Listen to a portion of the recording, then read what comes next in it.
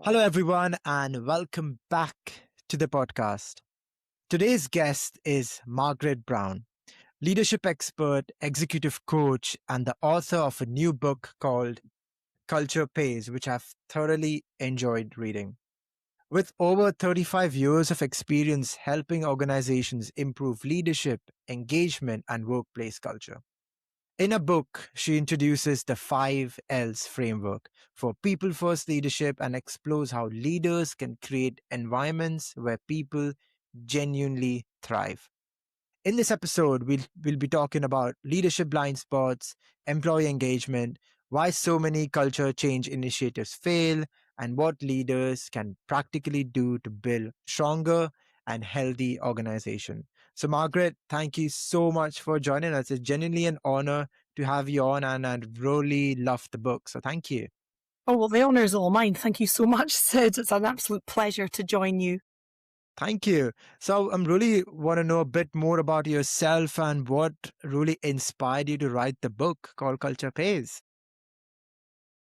Oh, that's a good question. In fact, the reason I wrote the book probably started about 40, 50 years ago.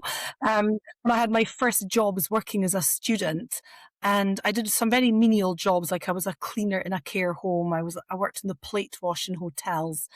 And I just remember then feeling how badly I was treated. Like, not even badly, just indifferently, like I didn't matter, I wasn't there, I wasn't worthy of a good morning, you would get orders shouted at you. And I just remember back then feeling, this is really wrong. And and realizing then that some people go through their entire working lives being treated like that, and particularly if they're not in highly responsible jobs. At the time, I was a university student, and I never once said to any of my employers, look, I'm actually doing a degree. Does that make any difference to how you treat me? I never said that. To them, I was just the cleaner or just the dishwasher. And I think I knew a way back then that I was destined to do something about it. So whilst it maybe inspired me to write my book, it took about 40 years to get around to it. But I had the accumulation throughout that whole time of experiencing good and bad leadership and how it impacted on me and how it made me behave. So if I was treated badly, I didn't produce well. If I was treated really well, I went the extra mile and I gave my best. Really quite simple. No, really clear. And it's so important, like you mentioned in the book as well, like leaders need to like treat their employees as like their own people rather than just seeing them as how just to just assign them tasks basically. Exactly. I mean, your family, we all know that if we treat our children badly, they're not going to grow up into confident, contributing adults. And so why should that be any different especially as we spend most of our waking lives at work? Um, Exactly. so yes, if you want the best out of people, it's really quite simple. Treat them with respect, treat them how they want to be treated, and you will get the best out of them. Yeah, 100%. And all of the jobs that you have done previously in the 40 years. So what inspired you to really specialize in leadership? You could have gone anywhere, right? In strategy, consulting, but why leadership? Well, funnily enough, when I started, I had many jobs. My background was in sales. And when I had my first baby, I needed to figure out how I could work around the baby. And if I had a real job, a normal job, it probably wouldn't cover childcare. I was the main breadwinner, so it wouldn't be enough to cover childcare and the mortgage and everything else. So I thought the only way I can do this is really to become a bit of an entrepreneur and work for myself. So I started running sales training courses for a small business startup at our local enterprise trust. And that grew really quickly. And it was perfect because I could work around the baby. I could do all my preparation in the evenings. And I just needed to pay for childcare when I was physically training. And that went really well. And the Enterprise Trust asked me to run customer care training as well. I'm cutting a very long story short here. And through that, I was offered, I won a contract to do customer care training for an IT company all around the UK. And it was the biggest learning ever because every single time I ran that 1 day customer care training course, it was just a management bashing session. They all said, it's the leaders who need to be here. And I learned then that you cannot have outstanding customer service with a demotivated workforce. So again, through that same contract, I was introduced to a London-based leadership training company who'd won a contract in Aberdeen where I live. And they were introduced to me and asked if I would help them on a major contract they'd got with a global oil and gas company. So they were running service excellence for their huge IT function around the world to provide a better service to the other employees of that company. And it started at the top. So they started with interviewing employees and clients. And then they took the leadership team away with me, and they shared all that feedback with the leadership team, which was a major, major eye-opener as to why service wasn't good. And that was it. And that was about 1994. And Wow. yeah, that started my upward trajectory. I thought, this is it. I've found the thing. And so I would work with every level of leadership around the world with that company, gathering feedback, working with the leadership team, creating commitments that would address the poor motivation of employees and how that was impacting on customer service. So yeah, that was the start of my leadership journey. Amazing. And that's what you mentioned in the book as well. So many different case studies, your life experiences, plus different focus group comments from different people. So I really want to know a bit more about the 5 L's that you've mentioned in the book. So what are the 5 L's, and tell us a bit more about that. Well, it's very interesting, Sid, because obviously leadership's not a process. Leadership's messy and it's very complex. It's very easy for leaders to set targets on business targets and technical targets. You can measure those. It's much harder to do that with managing people because we're fickle, we're human and we're fickle. And none of us deliberately sets out to do a bad job. And none of the leaders I work with deliberately set out to make their employees feel undervalued. Never an intention. So we've got different beliefs, different opinions, different backgrounds, different generations. And there's just so many components that make it very difficult. However, I have found, particularly when I work with engineering, oil and gas has been one of my main client bases because I live in Aberdeen, which has traditionally been an oil and gas city. And they like a process. But I thought, but leadership's not a process. But when I looked into it, I thought, actually, even though I do everything bespoke for my clients, I do follow a process. And I came up with the 5 L's because it helps leaders to stay on track with all the things they need to do. So it's a 5-step method, but none of them are standalone. They all interact with each other. And it starts with listening. So the 5 L's start with listening. So I have to listen to my clients, first of all. What are your pain points? What are your objectives? What are your frustrations? And listen to what they say. And based on what they say, I say, look, we can't assume anything. We need to go out and listen to what all your stakeholders are saying.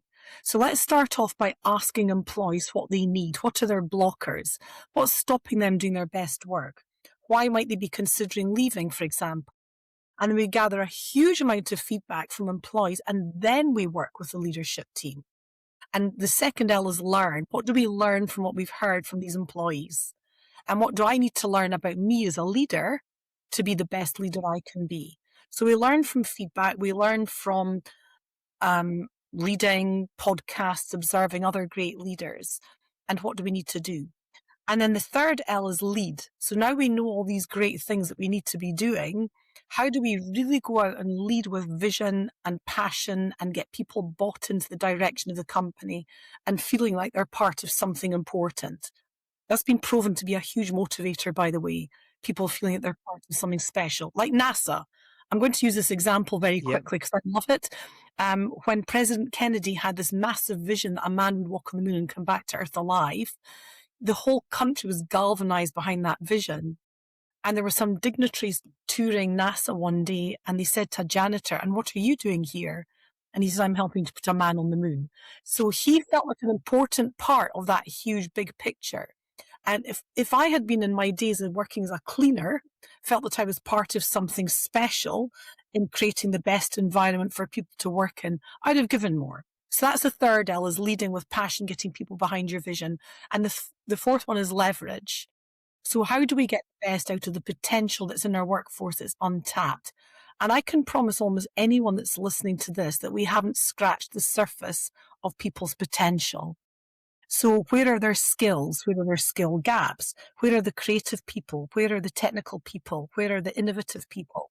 And really pull all those things together to get the best out of our team. Do we delegate effectively? Do we know how to delegate? So all these things about leveraging the best from our people. And then the fifth L is live. So living by authentic values and actually living by them so they're not just a poster campaign. So every company has value statements. And when we look at the feedback, when we go back to listening and match it against the value statements, they don't usually match up. So that's the fifth L, is really embedding and working by real values. And if you pull all those together, there's actually, as a result, there's a sixth value, which is legacy. How do I want to be remembered as a leader? So as I say, those five L's, although they follow a logical pattern, none of them are standalone. We should be looking at our values every day. We should be listening every day. Listening is the foundation. I love that. And I think you mentioned the story in the book where you were in an organization where they had the value, leadership value is like treat people with dignity and respect, right? And you were in the lift. And when you reached the third floor, the managing director came into the lift, but he never greeted anyone No, in the lift. And you mentioned in the book that you have to be living those values on a daily basis. Then exactly. that helps to create the culture, right? What's your take on that? Well, that's 100% because we have these nice value statements. And I just think when I speak to employees, I will bring the value statements up and say, how do you see your leaders demonstrating that they believe in these values? And they say, well, things like, well, we don't. Their values are all about making money. That's all they care about. That's their perception. It might not be the reality, but that's what they tend to hear because it's a measure and it's a very important, obviously it's the most important thing, but your profits are the result of creating a fantastic culture. The culture is the enabler for superior competitive advantage. So I work very closely with the values when I'm working with a client, with a leadership team. We always have the values up and we say, right, let's take this one, treat people with dignity and respect. How many of you want to be treated with dignity and respect? And of course, everyone raises their hand. And I've asked that question of thousands of people around the world.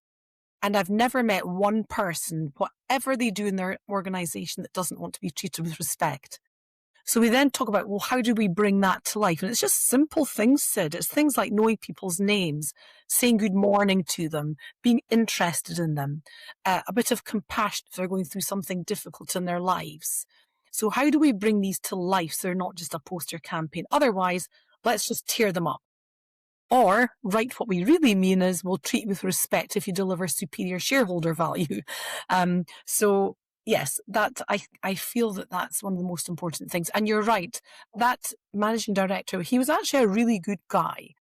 And his head was probably full of multiple responsibilities and who knows what was in his mind. He came into the lift and he just ignored them all. And these statements were on the wall, in the lift wall. However, my meeting Right. that I was going to that day was actually with the chief executive to talk Right. about with the company. So I did mention that a senior member of the executive team had kind of negated his lovely values. And he was very receptive to that. He was a real people person. So it was a perfect example of how the small things can make Yeah, such a difference. definitely. And you mentioned in the book as well, behavior breeds behavior, right? So if the leader behaves in a way of that he's respecting the values, that's how the team members or the people around will behave as well, right? Yes, and the converse is equally true. If you have a leader with a command and control type of style, anyone that wants to get on in the company thinks that's how they have to leave. So then you create a culture where people are telling you what to do, they're scolding you when you get things wrong, that type of thing. So my way or the highway. Um, I see less of that. Well, I was going to say I see less of that now, but I kind of feel in the world at the moment we're seeing a lot more of that kind of leadership. And Right. it's and it's very damaging and very, very costly. Right. And why do you think this is the case in terms of why do you think like people at the top are having this profit first mentality and not treating the employees well? Okay, that's a really good question. I mean, broadly speaking, I think there are two types of leadership in the world leaders. There are those that are motivated by their own self serving agendas, and they tend to not listen to podcasts like this. They tend not to read books like Culture Pays because they believe they're right. And then the other type is the kind that wants to make a difference and has good intentions. Now, within that second type, there are countless styles of leadership, and we're often getting it wrong. And that's often just lack of awareness. But I can usually tell quite quickly if someone's heart is in the right place and they have good intentions. And then we can work together and raise that awareness. But I think what we're seeing in the world, and obviously is very visible on the political stage, but I see it a lot in corporate as well, the very top of corporate, where the profits are so huge. And if you're motivated by what can I get, then they don't really care if you step over to get what they want. But if we could just understand that actually you could still have all that and maybe even more if your workforce was thriving because they would be contributing, they'd be staying. It's very expensive to lose people. They'd be staying, they'd be coming forward with ideas. So actually, in the longer term, you can still have all those benefits and and wealth if that's what you're motivated by, and still leave a legacy of being, you know, somebody that was a good leader. Yep. Why would you not do that? No, that's a very good explanation and makes sense. And just coming back to the five L's, it's interesting to see that all the five L's are basically behavioral traits. It's not like the employee saying, "Oh, I need my manager to be competent in Excel or competent in PowerPoint." It's more on these behavioral traits. Why do you think it's based on behavior rather than technical skills? Well, I think, as we said at the beginning, you can measure technical skills. They're the logic. So you've got your logic piece. There's a model in my book called the Transformational Leader Model. And to have the competitive advantage, I think you have to have three key areas in equal balance. So your business acumen, that's everything about running your business, commercial savvy, legal adherence, all those type of things. So everything that's to do with running the business. If you don't get that piece right, the business is going to fail. And then you have technical excellence. That's the bedrock of what you do. So it goes without saying that we need technical excellence. So whether that's making cars or selling mortgages or cutting hair or making cupcakes or drilling for oil, you have to have the technical excellence. And then the Hmm. third one that needs to be in equal balance is the values and behaviors. And they're the enablers, but they are the hardest to do. It's ironic that they're called soft skills. The important thing for leaders to remember is that their competitors also have the same potential access to technology, infrastructure, potential employees, potential clients. So that EQ piece, the leadership, the values, and the behaviors, that is your differentiator.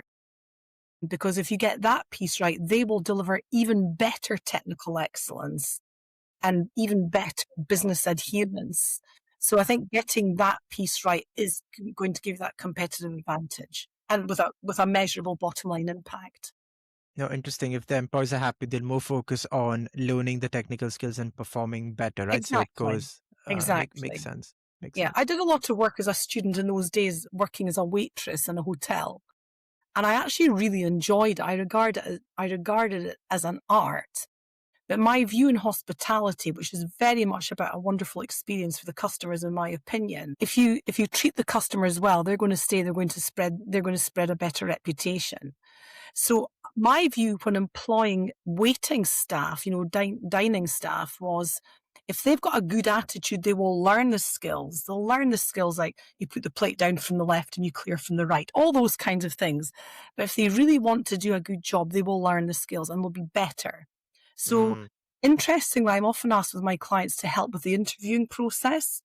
So they'll have a set of CVs with all the technical background, um, but how they fit into the team and the values of the company is that little secret sauce that I'm asked to help with, because one team member with a bad attitude can really affect the whole team. I've left a company because a team member with a poisonous attitude. It wasn't being managed by our boss. So I left. I know this is not part of the podcast, but how do you know, like, if someone is looking at the CV, or do you basically interview them and then you get the Yes. sense of whether Yes. that's a fit or not, right? Yes. Face to face. And if they have things on their CV, like they've done volunteering or they're, I interviewed one wonderful lady for a renewables company, and she'd taken a bunch of school kids kayaking in Canada and whitewater rafting, Wow, and teaching them outdoor leadership skills and things. She was out and away the best candidate, but the technical CVs were very similar.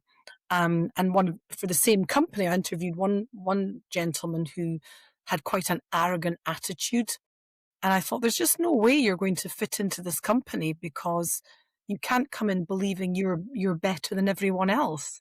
So his technical CV was excellent, but I just knew he wouldn't fit. So she got the job based on her nice. way and how she interacted, and yeah, interesting. Again, there's no it is not an exacting science.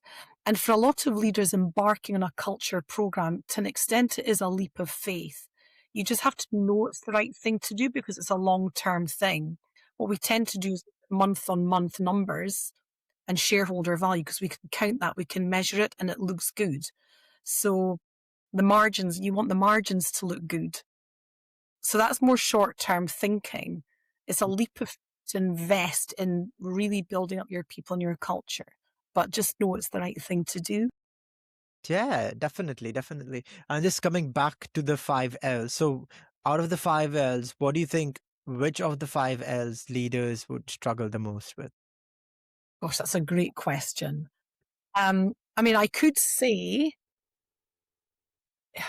all of them, but I would say obviously listening underpins everything, which means going out and asking questions.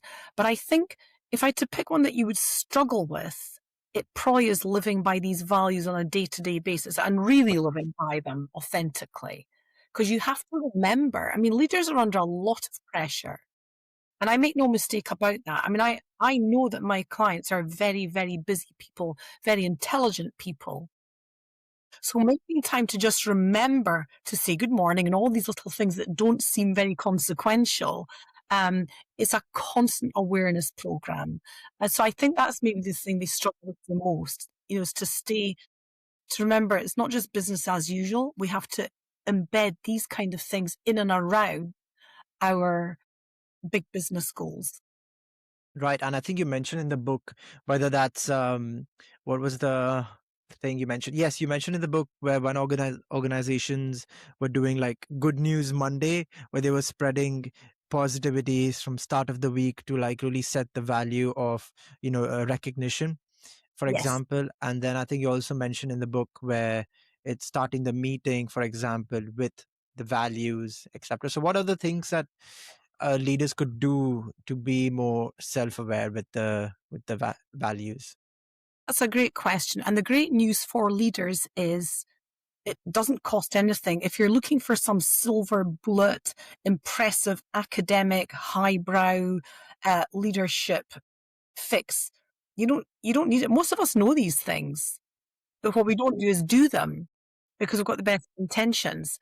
So yes, so the one you mentioned there, Sid from the book, was actually a company my daughter worked for in Australia for 6 years, and her boss, the managing partner of the firm, used to get everyone on Teams in the morning because they were in multiple cities. And it was just called Good News Monday. It was a half-hour call, and he would talk about all the good things that happened the last week. He would pass on good news from clients. He would pass on, if they did, for example, gained a new client, he thanked the people by name who contributed to that. He then opened up to the other partners and asked them what they would like to share, and would anyone else like to share something they appreciated. So they didn't talk about work. It was just purely about sharing good news and congratulating someone who maybe got engaged or had a baby and all that kind Nice. of thing. So yes, it just set the tone for a really positive start to the week. And it always comes from the top, right? To the Absolutely. The culture is set from the top. And I don't care if that's a family or a corner shop or a corporation or even a country. The person at the top sets the tone. clear. Loud and And clear. by the way, I should probably mention here I'm completely apolitical. I've never aligned with any political party. I've always been about the leader rather than the party. And none of them are always going to get it right. I mean, I don't think there's any political leader that will always make everybody happy. But I will align with the one that I believe really wants to make a difference. So I should make that clear. I'm completely apolitical. Yep, sounds good. And according to you, like what's the biggest misconception leaders have about organizational culture? I think the biggest misconception they have is not an HR initiative. It What do you follows mean? on Well, it follows on from your last question, Sid, that the culture comes from the top. It's a CEO issue. But a lot of people make it about an HR initiative. We're going to do leadership training. So they maybe bring in some expensive consultants and they do leadership training, and which is often very good and often very enjoyable. But does anything actually change? If the people at the top are not walking these values all the time, then all leadership training is going to be of no value, because people are saying, well, we went on that very expensive training course and we were told that we had to do this, this, and this, but I don't see my boss doing these things. So you have to embed it at the top first. And it's not, I mean, quite often, I mean, my point of contact will be the HR director, because they are often tasked with finding people that can help support the cultural initiatives. But I'm very clear with my when I meet the sponsor in the C-suite, I will say, I can only work with you if you're completely committed to owning the feedback. You know, once I've explained how we do this, and it's not going to be easy. It's simple. It's very simple, but it's not easy because we're often having to unlearn old behaviors as well as learning new behaviors.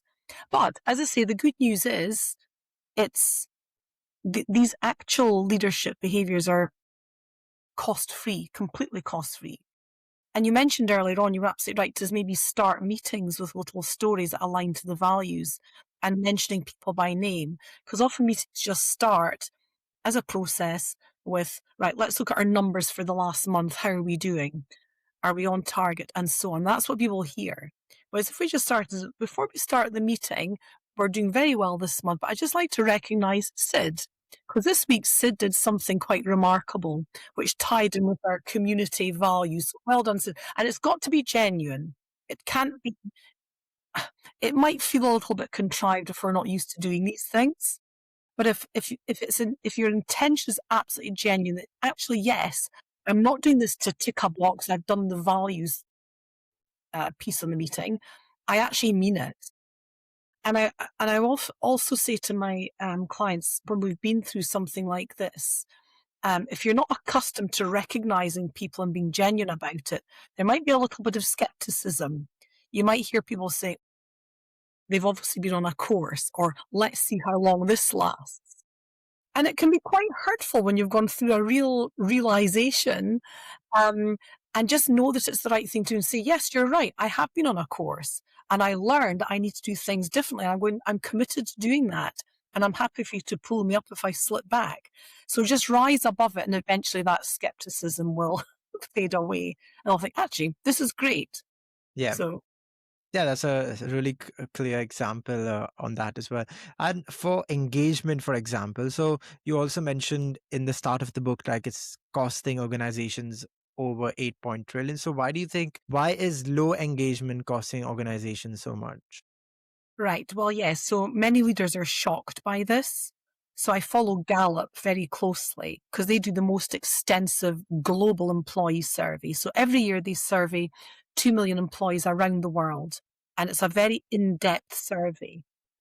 And last year, they found that globally 59% of people were what they call quiet quitting. And the clue's in the word quiet. We don't know that they're not happy. We don't know that they're disengaging.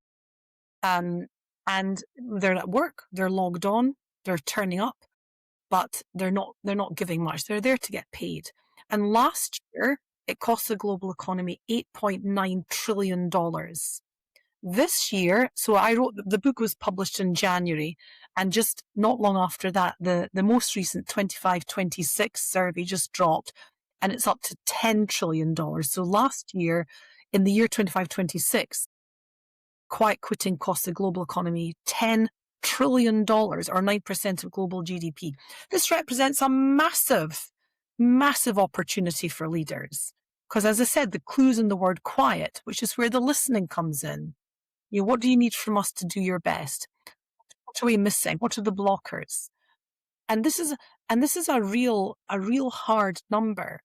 And it just people think, well, how can it possibly be that much?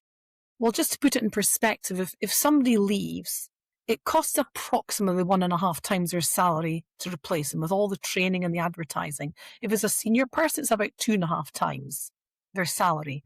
Not to mention the reputation, being bad news travels very fast. You want a company with a good reputation because that attracts more customers as well as employees. So all these things like drops in productivity, people not coming forward with ideas, your reputation declining, that's where that $10 trillion comes from. And if anyone has ever watched the program Undercover Boss, that brings it into sharp focus. I effectively am the undercover boss for my going That and would fight. be such a good book title as well, Yeah. Undercover Boss. Yeah, exactly. Well, I think that there's a series in the US and the UK, and I think it's probably on Netflix or somewhere, but it's worth watching because the boss, the chief executive, goes undercover in disguise and works in the front line for a month, and Oh, they make radical changes based on what they experience, actually living and working and listening to the employees. It's very humbling. It's a yeah, humbling experience. I need to watch it for sure. I think it'll be so Yeah, many leadership lessons there yeah. that we can learn from. And as I said, I want to emphasize that most of these leaders have good intentions. And it is a humbling experience for them because they're doing their best. They're not waking up in the morning saying, right, I'm going to go in and make everyone really unhappy and miserable today. As I said, the people that have that mindset don't typically go on leadership training programs or listen to leadership podcasts or things like that because they don't think they need to. I've always found that people who least think they need to develop their leadership are the ones that that least need to are the ones that most do. They have the biggest negative impact. Yeah, totally. And have you watched The Undercover Boss, by the way? I have. I watched it when it was on television. If it was, I don't generally like reality television, but I really like that one because it's obviously relevant to what I do. So if you remember from the episode you watched or something like that, do you remember like in that episode or overall, what was the common theme of what the employees were telling about the leader that the leader wasn't doing? Well, the common theme was that they had absolutely no idea how many of their employees were struggling to. They often had second jobs. They were maybe going through really difficult personal stuff, but they were still turning up and doing great work. Some of them were real stars. And at the end of the program, they'd be called into the chief executive's boardroom office when he was out of disguise. It was usually a he, out of disguise. And they thought, oh my goodness, this is really terrifying. He worked with me. What did I say? But usually what's happened is they're complimented on how much the chief executive learned from that person, how it opened their eyes up and the improvements that they made, and often they promoted these people and maybe rewarded them in some special way to say thank you. It was an eye-opener for them. But the common theme was they had no concept of what people were doing and what they needed and how much many of them were struggling. Right. It makes sense. And also from the employee engagement, all the focus groups that I've done, Margaret, for different organizations. So what is what are the employees craving most from the leaders right now that they are still aren't getting it? Think it goes back to listening again. They want to feel heard. They want to feel valued. They want to feel properly rewarded for what they do. I mean, this mantra now of do more with less is so destructive. People are burning out. They're stressed. They're still having to deliver with less resources.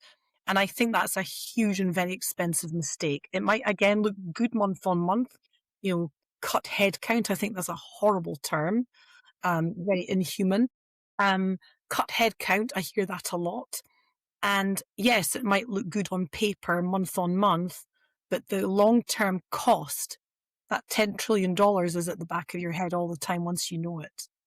And I should say as well, one of the questions I ask employees in terms of a metric is I ask, have you ever considered leaving this company for reasons other than unavoidable personal circumstances? And almost always over half say, yes, I have considered it, unless they're or even actively looking to leave, which ties in exactly with the Gallup poll of 59% of people globally quiet quitting. So when you've shared that $10 trillion number with a leadership team, and then you bring in their own metric, which marries up with the Gallup one, then they think, okay, we do need to look at this. This is not just soft, fluffy, nice to have. This is a differentiator. Wow. And then, according to you, like, I think you mentioned in the book where you were in an organization where the change initiative failed, and then you had to take over and then fix the change initiative. So, why do you think like these culture change initiatives usually fail? I think they fail for multiple reasons. I think they fail because, like, as we said earlier, leaders have traditionally, they've worked in a certain way and they've done very well. And they're almost having to unlearn an old way of working, or rather bring in new ways of doing things, and being very human centric. And that's very, very difficult to have that awareness every single day. And I say that to employees if they're complaining and moaning about their leaders. Well, hang on. I know they've done this, this, this, and this. They listen to you. They've made all these changes. They're human. What are you doing now to support them? What are you doing to make a difference? So, and one of the things we do is we maybe align the new behaviours to the appraisal system as well. So with having quite exacting behavioural standards that we can measure people on. But the most important thing to keep the momentum going is accountability. So most leadership teams I work with, by their choice, I don't tell them to do this, they realise how important it is, and they make it a priority. So at the top, the first item on their monthly meeting agendas or their weekly meeting agendas is, what are we doing with the commitments we made, the behavioural commitments we made in line with our values? So we made a commitment to be more visible. How many of us have been out this week and just said hello to people and dropped past their desk and asked what they need? So they make it very real and they keep it on the agenda of their leadership meetings. Because yes, you're right, Sid, it's very hard to sustain it. And especially if there's been quite an investment in maybe bringing in somebody like me to help them. And there's some financial outlay for that piece just to get it going. I feel so strong that there has to be a really measurable return on investment for that. So I feel very committed as well to supporting them through that and encouraging them. And according to you, like, how long does it take to really do a transformation to a positive culture change, approx? Well, it depends on the size of the company, but I would say 2 to 3 years. Minimum. I would say, yeah, yes. And the other thing that can stop it working is if you get a change of leadership at the top. So once leaders understand how huge this is to the success of their company, they're very clear that this is not opt in or opt out. This is the way we work here. We do work by our values. They're clear. We work this way. And if people don't like to work that way, they often find that they themselves choose to not be part of it. But once you get that momentum going, people think, this is how we want to work. This is great. I've heard so many wonderful comments when we follow up at the end of a program. Of one gentleman said, I left the company to go for a higher paid job, but I came back. Yeah. We had him back. They said, you don't realize what you've got until you don't have it anymore, when you have this kind of wonderful culture. So, yeah. Yeah. No, I love that. So basically, it's a perfect transition to the question I want to ask you. And next is if you can share a real life example on where culture transformation happened successfully. Yeah. I think my best one was, I did work with it was an oil and gas company where it was a second level. It wasn't one of the top. I've worked with some of the big majors, but this one was a sort of second tier one. And I worked with the European division of this company. And when I started working with them, and they were already a very good company, by the way. This was a good to great, not a failing to flourishing. So they were already a good company to work for. Their staff turnover was around 12%. Um, and when I finished work, and this took 3 years, when I finished working with them, their staff turnover was under 1%. And they were Wow. rated at number 8, Sunday Times top 100 companies to work for. And at recruitment fairs, they had the longest queues because they had a reputation now. It's a great company to work. I want to work for them. So this gives you a competitive advantage as well, because if you have a reputation for being a great place to work, you can attract the best talent as well. So they were a wonderful company to work for. And we co-wrote a paper to present at the Offshore Europe conference, which is the biggest energy conference outside of Houston. And we were asked to present this at the conference because other companies wanted to know, how did you do that? How did you get the culture like this? But it took 3 years. 3 years. Okay, so explain me on a yearly basis. So, for example, on day one, what happened in this organization when you walked in? So, did you do just the focus groups, listening, and you started from there? Yeah, pretty much. Well, that company originally appointed me to facilitate a meeting of their leadership team. They wanted to really determine what their vision was for the next 10 years. They asked me to come in and facilitate them coming up with that vision, crafting it into a statement that they could all support. And believe me, this was not an easy task. I think there were 19 senior managers away for 2 days with engineering brains and very intelligent, all used to metrics. Where are the metrics? No, the metrics are, you go and put the metrics this later. But what you're doing will support the vision. So we need to agree on our vision. Where do we want to be 10 years from now if we take a step into the future? And then you go away and put your strategy underneath that. Anyway, they came up with a really excellent vision, and the HR director and the vice president for that region liked the way I worked, and they asked if I would come in and work with them to really embed a great leadership culture. So I did exactly that. I went out and interviewed employees with focus groups and one-to-ones, and we created a big picture. The leadership team went away, and they got it like that. They hit the road running with it. I think there was only one that was pushing back for a while, but the others were holding him accountable. So he did get on board with the program and actually decided this is actually a much better way to work, because the results spoke for themselves. People were becoming more productive, more motivated. Absenteeism was dropping, but it was all the small things they did that really transformed the culture. There was a huge offshore population, and I did go out to the platforms and I spoke to people out there. That in itself was a first, because they said nobody ever comes out here. So that itself made a massive difference. And I listened to them, and they were telling me things like the pool table's been torn and broken for 2 years. The ice cream machine hasn't worked for a year. And it was just things like that. And because we shared that feedback in depth with the leadership team, they made the decision to start visiting the platforms, not just to visit the platform managers, but to sit in the galley and speak to the offshore workers. And I just remember when we followed up a year later, this gentleman in the control room saying, at last, someone's listening to us. We've got the pool table fixed, got the ice cream machine fixed. And the president said, I can't believe it's just these small things. He said, it cost us nothing. I said, it's because they feel they're being listened to. They're out there in a dangerous environment, away from their families, doing 12-hour shifts, and they now believe that their well-being matters to you. And they did amazing things. They would phone the platforms on Christmas Day and have the phone passed around and speak to people, thank them for working over Christmas. They sent hampers to the families whose husbands, and mainly husbands, were offshore. And they made sure that the catering team put on a slap-up lunch with alcohol-free beer for Christmas Day. Just things like that.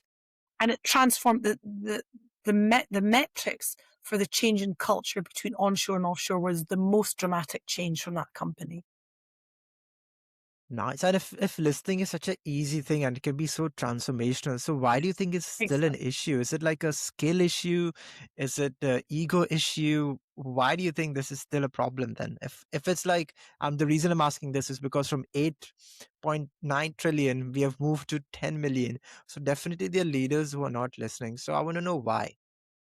Well, I can only From your I can only perspective, yeah. I can only speculate. However, from my experience, I believe it's probably correct that first of all, it's a lack of awareness. We have to be constantly aware. And I make mistakes. I know I'll sometimes say things that land badly, but what I do, and I encourage all of you to do, is just on a daily basis, just reflect for the day. Who did I speak to today? What meetings was I in? Did I actually remember to thank people and comment on things they'd done well? Or did I interrupt? Or did I, for example, did I take over the meeting and just become a little bit dictatorial? And we have to genuinely reflect. And I do this all the time. And I will go back to people and say, I'm sorry, I said something that I think maybe came out the wrong way. Because I'm very passionate, I'm very opinionated. So I do tend to be very enthusiastic and speak too much. And I'm aware of that. And because I'm aware, and even then, even with the job I do, I know I get it wrong. So I think this is one reason it's so difficult, because we don't necessarily have the awareness, but we have to be constantly aware. And the other reason I think it's gone up so dramatically, and again, this is my speculation, there's probably research to support this, but we have this huge global mental health epidemic that's out of control. And a lot of that is because people hate going to work. They're stressed, they're burning out. And I think that's got a lot to do with it. They're unproductive. And the more we have this mantra of do more with less, because it looks good to shareholders month on month. Again, this is my opinion. And Hmm. I do intend to do more research on this to see if this is what's causing it. But I believe that that's the problem. The other thing I think is that Gallup said that the biggest group of people that were disengaged last year was middle managers. So I think middle managers are in a very difficult position because they're getting the flack from below and the flack from above. And I think they're maybe struggling. And I'm going to look into that a lot more, but I think that's why the number is going up. I think people are everyone's struggling with their mental health. And I think that's probably contributing a lot to it. Right, makes sense. And also, I think you do some exercise in your focus group where you do a good leader and a bad leader. And I really liked what you said in the book, where it's like when you did in the focus group, you had the list of good traits of a leader and then bad traits. Then you should look at the bad traits and reflect. Okay, am I doing any of these things as a Yeah. leader that to be Yeah. self-aware? So I think to just coming back on your self-awareness point, as anyone listening to this as a leader, like I think that's a good exercise to do, to ask Yes. your team like what does a good leader look like and a bad leader, and we reflect on the points as a Well, starting we point. What do you even think? Yes, well, we even make it a little bit more real life than that. And I'll even do it with an executive leadership team.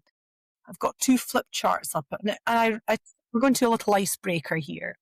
So gather around this flip chart here and just think back over your careers yourselves, because you've all had leaders yourselves in the past. Write on this flip chart think about good leaders you've had in the past. What made them good leaders? So they write up all these things, and we haven't done anything to this till this point.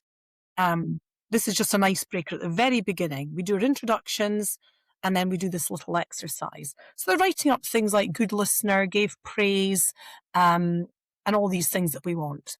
And then they go to the other flip chart and say, now think back over your careers. Now, without mentioning any names, think about bad leaders you've had. What things did they do that made them bad leaders? So it's all some intimidating, arrogant, doesn't listen, my way or the highway, etc., etc.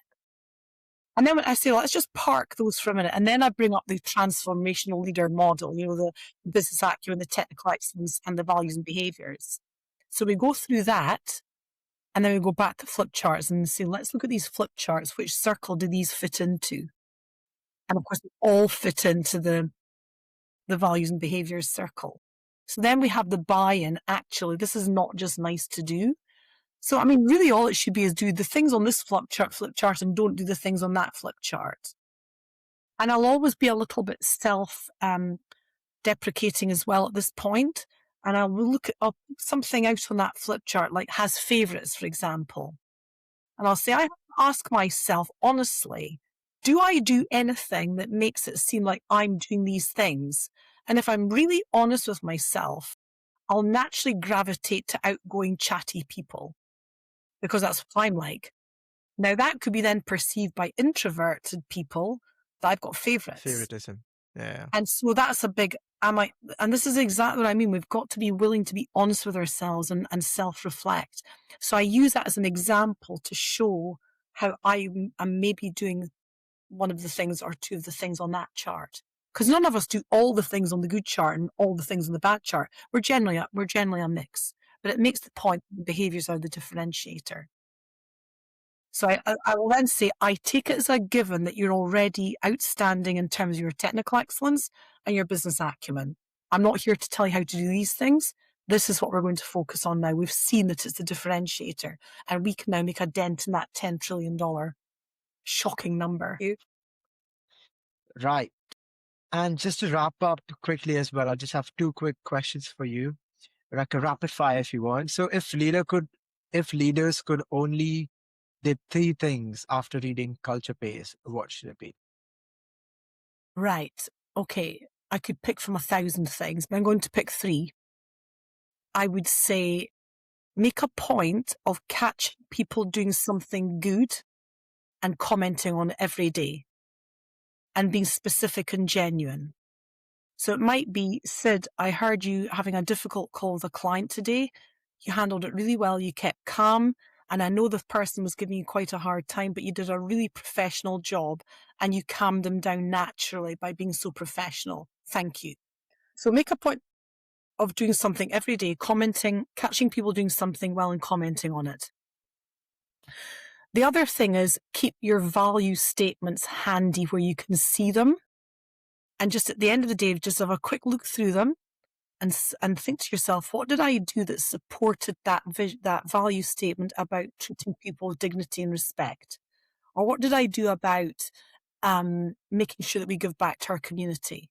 Whatever your values are, we've got a safety culture. What did I do to make sure that people feel safe in every part of their work?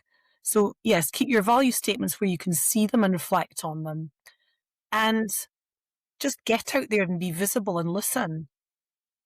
We have to come out of the ivory tower. People will say things to me like, my boss does my appraisal and I haven't seen him for 6 months.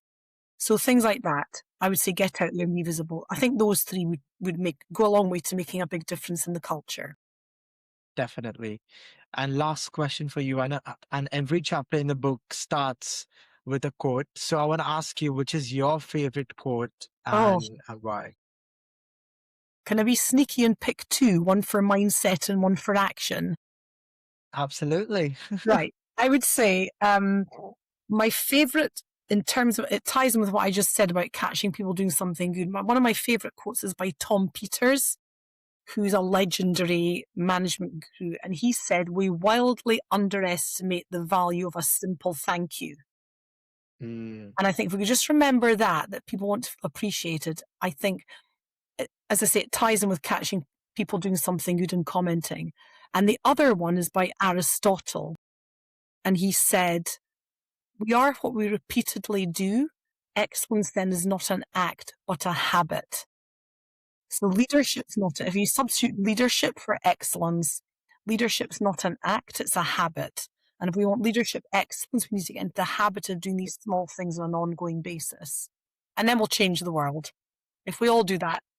Yeah, 100%. And just to add mine as well, which I really liked, I think in the book where you were explaining formative feedback and motivation feedback, where you said, not giving feedback is choosing comfort over growth. Exactly. And that's so important, right? For me, it was Yeah. okay, if I'm not giving feedback to someone, even if they did something well or not, it's like I'm choosing comfort over growth. So that's like a really reminder for me that I need to give feedback if I have to. 100%. And, I believe that feedback is the lifeblood of implementing and sustaining positive change. So the most fundamental skill that leaders need to learn is how to give and receive feedback effectively. It is a skill, and embedding that as a culture in the organization. It is the lifeblood. None of us, as I say, intentionally does a bad job, but we need to be good at giving, I call it motivational and formative feedback. So giving motivational feedback on a regular basis, that builds trust that we're being valued and recognized. And then it makes it easier to give the formative feedback. There's just something I'd like to point out, if you don't mind. Are you receptive to a bit of feedback? And, setting the expectation, and just make it a normal part of the culture. And a good place to start, if leaders would like a tip here, is make a point at the end of every single meeting of debriefing it, saying, okay, we've had our meeting now. Let's just spend 5 minutes talking about what did we do well in that meeting? What could we improve on? So, and behaviorally, for example, it could be, Sid, you had some great ideas. You were very enthusiastic. One of those ideas is a game changer. One thing you might want to consider is, with that enthusiasm, you had a tendency to talk over people. And yeah, once you learn to receive feedback as well as giving it, all you would say is, thanks, that's useful. I'll bear that in mind. And then it just becomes a normal part of the process. 100%. And everyone starts saying, okay, could you give me feedback? And then, like you said, again, behavior breeds behavior. Yes. And I'm hungry for feedback. I've been running some free Likewise. master classes recently, and I always say at the end of it, I want your feedback. I want to get this master class right. So please send me your feedback. What did you like about it? What could have been better? And it's so valuable. Yeah, definitely. Definitely. Thank you. Thank you, Margaret. And I have to say to our listeners, if you're a leader in our organizations, or if you're interested about leadership, you have to read this book, because it has so many different golden nuggets, so many different chapters that in the podcast, you have just talked about surface level, but you need to buy the book to really get deeper insights, whether that's how to give feedback, how to listen when someone gives you a formative feedback, and how to embed a culture in any organization. So it's a must read for any leader. So, and also, Margaret, thank you for joining the show, and thank you to our listeners as well. Oh, thank you very much, Sid. It's been an absolute pleasure. And I really appreciate you reading the book and saying so many so kind things about it. Thank you. Yeah, definitely. See, I embody the second L, which is learn. So this, I will be reading the book second time as well, and then we do a part two with my new ideas. So I'll let you know. Thank you. I think we should mention it is a how-to book. It's full of stories. It's not an Yeah, academic exactly. read. It's full of stories and short chapters and And how-to case studies. actions. Yeah. Yeah. Yeah. Yeah. Amazing. Thank you, Margaret.